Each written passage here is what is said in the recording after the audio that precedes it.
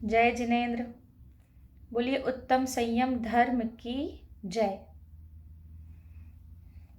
आज है 6th day of Paryushan. उत्तम संयम। उत्तम संयम का मतलब होता है सुप्रीम सेल्फ रिस्ट्रेन। उत्तम संयम को समझना तो बहुत थोड़ा सा है, लेकिन करने के लिए बहुत ज़्यादा। इसे भी हम दो तरीके से समझेंगे। एक तो होगा आत्मा का विषय, जिसमें आत्मा के लिए संयम क्या हो सकता है, जो हमें वैराग्य प्राप्त होता है जब हम सब कुछ त्याग करके मुनि दीक्षा आदि का दीक्षा लेते हैं, तब होता है उत्तम संयम। लेकिन उसकी शुरुआत कैसे करें? तो वो होता है डे टू डे लाइफ में जो हम संयम रखें उससे। जिस तरीके से इन 10 दिनों में हम जो नियम लेते हैं, छोटे छोटे नियम लेते हैं आप, जैसे कि चॉकलेट नहीं खाना है, टीवी नहीं देखना है, भले ही 1 दिन के लिए 2 दिन के लिए, या फिर जमी कर नहीं खाना है, झूठ नहीं बोलना है, ये जो नियम होते हैं यही होता है संयम। संयम का मतलब होता है कंट्रोल। कंट्रोल करना आपकी विशेस पर, आपकी नीड्स पर, जो कि ज़रूरी नहीं है उन पर कंट्रोल करना, जिन पर अभी तक तो हमारा कंट्रोल नहीं है, लेकिन जो हम धीरे धीरे कंट्रोल करते हैं।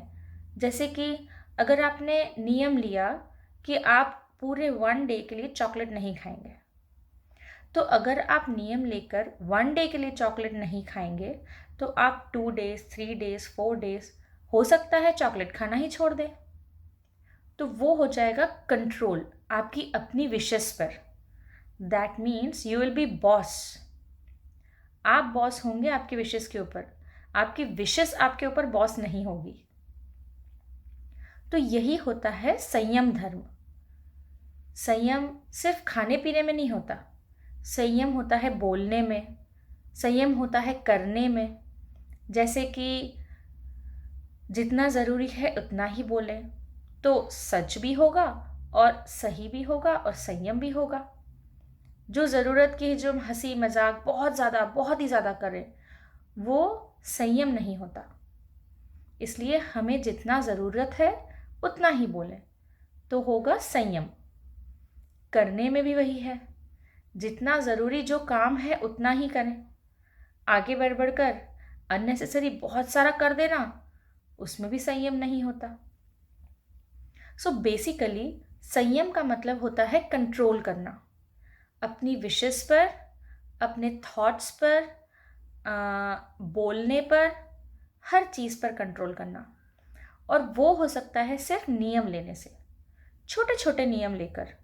छोटे छोटे नियम कब बड़े बन जाते हैं वो हमें पता ही नहीं चलता। जैसे कि अभी आपने नियम लिया है कि आप 10 डेज तक रात में खाना नहीं खाएंगे, जमी कर नहीं खाएंगे, तो ये 10 डेज 1 मंथ में कन्वर्ट हो सकता है, वो 1 मंथ 1 ईयर में कन्वर्ट हो जाएगा, वो 1 ईयर आजीवन में कन्वर्ट हो जाएगा।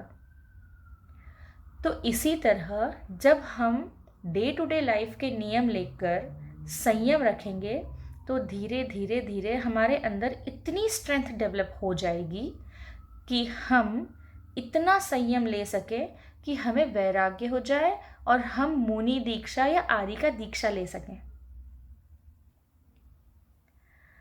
अगर हम मुनि दीक्षा और आर्य का दीक्षा नहीं ले सकते, तो कम से कम इतने संयम में तो रहना ही चाहिए कि हम सच्चे जैन श्रावक बने। इसीलिए उत्तम संयम का समझना बहुत ज़रूरी है। तो आज से हम पूरी कोशिश करेंगे थोड़ा थोड़ा संयम में रहने की, है ना? Control on your thoughts, on your work, on your words and wishes.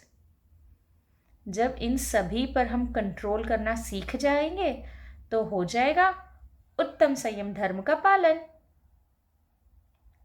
तो आज मैं आपको उत्तम संयम धर्म के ऊपर एक स्टोरी सुनाऊंगी, जो है भगवान महावीर के ऊपर।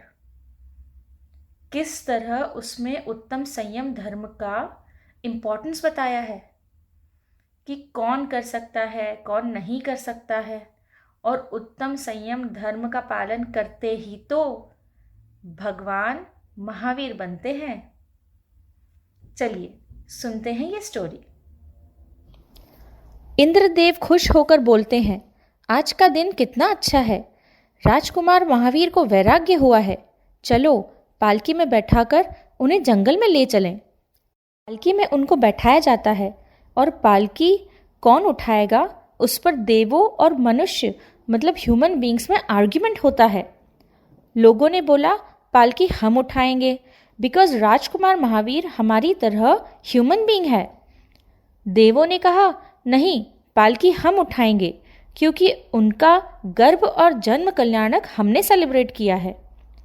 फिर एक वृद्ध एज एन ओल्ड पर्सन ने इस प्रॉब्लम को सॉल्व किया और बोला जो भगवान महावीर की तरह वैराग्य ले सकता है वो पहले पालकी उठाएगा।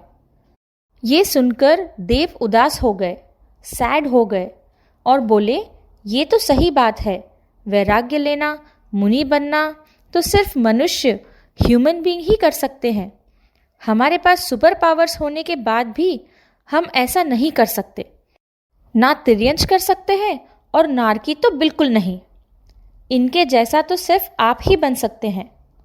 फिर एक पर्सन बोलता है, देखो हमें मनुष्य जन्म मिला है तो हमें इसको वेस्ट नहीं करना चाहिए और मोक्ष का मार्ग अपनाना चाहिए। संयम रखकर, दीक्षा लेकर अपनी आत्मा का कल्याण करना चाहिए। फिर लोगों ने पालकी उठाई और चलना शुरू किया। टर्न बाय टर्न देवों ने भी पालकी उठाई, लेकिन मनुष्यों ने सबसे पहले। जंगल पहुंचते ही राजकुमार ने सब कुछ छोड़ दिया, अपने ऑर्नामेंट्स, कपड़े, सब कुछ त्याग कर दिया और नमः सिद्धेभ्य कहकर चले गए अपना कल्याण करने। संयम धर्म के बिना कोई अपनी आत्मा का कल्याण नहीं कर सकता।